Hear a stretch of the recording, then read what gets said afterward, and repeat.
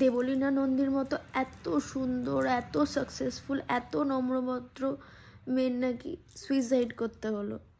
খবরটা শুনে রীতিমতো আঁতকে উঠেছিলাম। তারপর দেবলীনার লাইফটা দেখে বিষয়বস্তুটা বুঝতে পারলাম কেন মেয়েটার এরকম একটা সিদ্ধান্ত নিতে হলো। মাঝে মধ্যে না আমরা জেনে শুনে বা নিজের অজান্তে কিছু কিছু লোককে আমাদের জীবনের এমন জায়গা দিয়ে দিই না, তারপর তারা ভাবে যে আরে ঠিক আছে, ও তো কোথাও যাবে না, ওর সঙ্গে যা খুশি করাই যায়, ওকে যত খুশি এক্সপ্লয়েট করাই যায়, ও তো আর আমাকে ছেড়ে যাবে না। তখনই হয়ে যায় ভুল। সেই বোকা মানুষ যারা এক্সপ্লয়েট হচ্ছে দিনের পর দিন, তাদেরও তো একটা সহ্য ক্ষমতা থাকে যে আর না, এর থেকে বেশি আর নিতে পারছি না। তখন তারা রিয়্যাক্ট করতে শুরু করে। এবার দেবলীনার মতো কিছু কিছু দুর্বল দুর্বল আর বোকা, দুর্বল বোকা না হলে কেউ এরকম স্টেপ নেয় না। দুর্বল বোকা যারা সহজে এরকম একটা টক্সিক রিলেশনশিপ থেকে বেরিয়ে আসতে পারে না। সবাই তো আর মেন্টালি অত স্ট্রং হয় না, কেউ কেউ দেবলীনার মতনও হয়।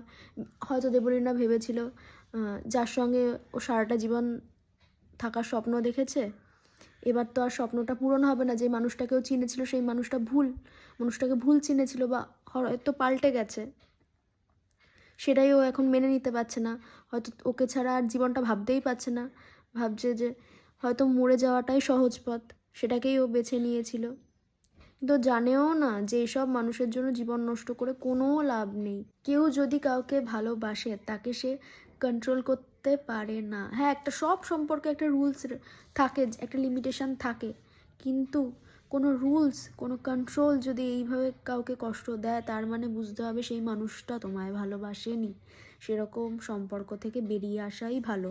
বেরিয়ে আসা কঠিন, কিন্তু বেরিয়ে আসলে ফিউচারটা বেশি সুন্দর ওরকম একটা টক্সিক মানুষের সঙ্গে থাকার চাইতে। আর ইতিমধ্যে কিছু কুচুটে লোকজন, কিছু কুচুটে কাকিমা দেবলীনার পুরনো পোস্টে গিয়ে কমেন্ট করা শুরুও করে দিয়েছে যে বরকে নিয়ে এত আদিক্ষেতা করেছিলে না, এত মাথায় তুলেছো, এর জন্যই তোমার সঙ্গে এরকম হয়েছে।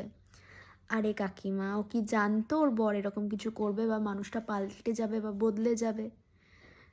ও তো তাকে নিয়ে সারাটা জীবন কাটাবে বলেই ভেবেছিল। ও নিজের 100%টুকু দিয়েছে। একজন হাজব্যান্ডের প্রতি যা করার কর্তব্য ওর তো সেটা করেছে। আর ওটা, আর ব্লগিং করা তো ওর লাইফস্টাইলের পার্ট। আপনি দেখতে পছন্দ করেন, আমি পছন্দ করি, তাই আমরা দেখি, তাই ও বানায়। তো ও তো জানতো না ওর সঙ্গে ফিউচারে কী হতে চলেছে। বাই চান্স হয়ে গেছে। এটার থেকে সবার শিক্ষা নেওয়া উচিত যে কোনো একজন লোককে নিজের লাইফের কন্ট্রোল দিয়ে দেওয়া উচিত না। আগে নিজেকে ভালোবাসো, তারপর অন্যকে। সায়ক চক্রবর্তীর পোস্টে দেখলাম এখন দেবলীনা ভালো আছে, বাই গড গ্রেস। তাড়াতাড়ি সুস্থ হয়ে উঠুক, উঠে